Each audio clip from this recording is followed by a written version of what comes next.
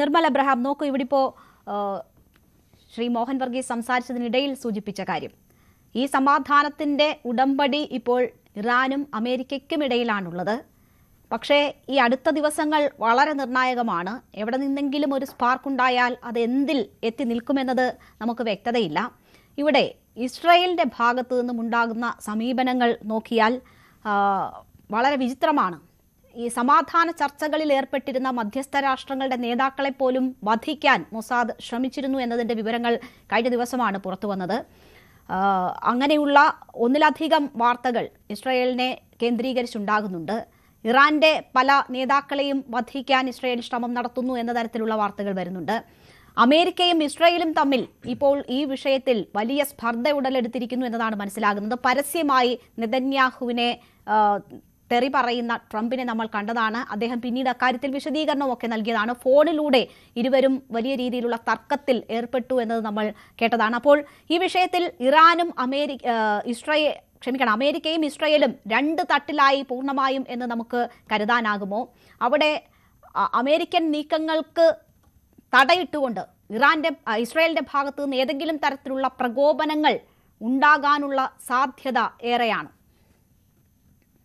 ഇസ്രായേലിന്റെ സൈഡിൽ നിന്ന് പ്രകോപനം ഉണ്ടാകാനുള്ള സാധ്യത ഇന്നും നിലനിൽക്കുന്നു തന്നെ ഞാൻ പറയും. കാരണം ഇസ്രായേലിന്റെയും മൊസാദിന്റെയും ഹിസ്റ്ററി പരിശോധിച്ചാൽ അറിയാം, സമയമോ സാഹചര്യമോ സെന്റിമെന്റോ ഒന്നും നോക്കുന്നില്ല. ഒരു അവസരം കിട്ടിയാൽ, പച്ച മലയാളത്തിൽ പറഞ്ഞു കഴിഞ്ഞാൽ, ഒരു അവസരം കിട്ടിയാൽ തട്ടിക്കളയും എന്ന മെന്റാലിറ്റിയാണ് മൊസാദിനും അതേപോലെ ഇസ്രായേലിനും ഉള്ളത്. പല കാര്യങ്ങളും ചരിത്രം തെളിയിച്ചിട്ടുള്ളതാണ്. അതുകൊണ്ട് ഈവൻ ട്രംപ് തമാശ രൂപേണ പറഞ്ഞ ഈ കാര്യം പോലും, അതായത് ഫ്യൂണറലാകുമ്പോൾ എല്ലാവരെയും ഒരുമിച്ച് കിട്ടും, അതുകൊണ്ട് വേണമെന്ന് വെച്ചാൽ ഞങ്ങൾക്ക് ഇത് ചെയ്യാം എന്ന് പറയുന്നതിൽ 1% ഞാൻ മാറ്റി വെച്ചിട്ടുണ്ട്. 99% അതിനെ തള്ളിക്കളയുന്നുണ്ടെങ്കിലും. കാരണം ഇസ്രായേൽ അത് ചെയ്താലും അത്ഭുതപ്പെടാനില്ല. പക്ഷെ ഒരു മാസ് ആയിട്ടൊരു മർഡർ അല്ല ഉദ്ദേശിക്കുന്നത്. അത് ഇസ്രായേലിനും അമേരിക്കയ്ക്കും എതിരെ തിരിയാനുള്ള എല്ലാ സാധ്യതയുണ്ട്. അതായത് ഇത്രയധികം കോടിക്കണക്കിന് ജനങ്ങൾ ഒത്തുകൂടുന്ന ഒരു സ്ഥലത്ത് അങ്ങനെ ഒരു അറ്റാക്ക് നടത്തുന്നത് പോസിബിൾ അല്ല, പ്രാക്ടിക്കലി പോസിബിൾ അല്ല. അങ്ങനെ നടത്തി കഴിഞ്ഞു കഴിഞ്ഞാൽ എന്ത് സംഭവിക്കുമെന്നൊരു ചോദ്യങ്ങളുണ്ട്. അത് ലോകത്തിന്റെ സിസ്റ്റത്തിന്റെ പരാജയമാണ്. ഞാൻ അതൊന്ന് ചോദിക്കാം, നമുക്ക് അങ്ങനെ ഒരു സിനാരിയോ ഇടാം.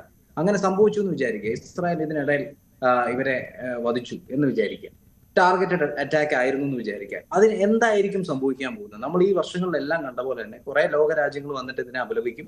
കുറച്ച് പ്രധാനമന്ത്രിമാരും പ്രസിഡന്റ്സും ട്വീറ്റ് ഇടും. യുണൈറ്റഡ് നേഷൻസ് ഒന്നും ചെയ്യാൻ പറ്റാതെ നോക്കി നിൽക്കും. നമ്മളെപ്പോലുള്ള അനലിസ്റ്റുകൾ ഇരുന്ന് ചർച്ച ചെയ്യും. യുദ്ധം തുടരും, ബാക്കി എക്കണോമിക് ഇഷ്യൂസ് തുടരും. കുറച്ചു നേരം കഴിഞ്ഞൊരു ടെമ്പററി പീസ് ട്രീറ്റിലോട്ട് പോകും. ഇതാണ് ലോകത്തിന്റെ വ്യവസ്ഥ. അൺഫോർച്ചുനേറ്റ്ലി യുണൈറ്റഡ് നേഷൻസ് ഒക്കെ വീക്കായി പോയത്. അതുകൊണ്ട് 1% സാധ്യത അവിടെയും വെച്ചിരിക്കുന്നു. 1% സാധ്യത എന്ന് പറയുമ്പോൾ നിർമ്മൽ, ഞാൻ ഒന്ന് ഇടപെട്ടോട്ടെ. മുസ്തഫ ഖമനൈ പുതിയ നേതൃത്വം ഏറ്റെടുത്തതിന് ശേഷം അദ്ദേഹത്തെ ആരും കണ്ടിട്ടില്ല. അദ്ദേഹത്തിന്റെ ഇപ്പോഴത്തെ അവസ്ഥ എന്താണ് എന്നത് അറിയത്തില്ല. അദ്ദേഹത്തിന്റെ ഭാര്യയുടേതുൾപ്പെടെയുള്ള ഖബറടക്ക ചടങ്ങുകളാണ് നടക്കാൻ പോകുന്നത്. അവിടെ പോലും അദ്ദേഹം എത്തുന്നില്ല എന്നത് ആ ഒരു സാധ്യതയും സാഹചര്യവും, എന്ന് വെച്ചാൽ ഏത് നിമിഷവും ആക്രമണം ഉണ്ടാകാമെന്നൊരു സാധ്യത ഇറാൻ തള്ളുന്നില്ല എന്നതിന്റെ കൂടി സൂചനയല്ലേ?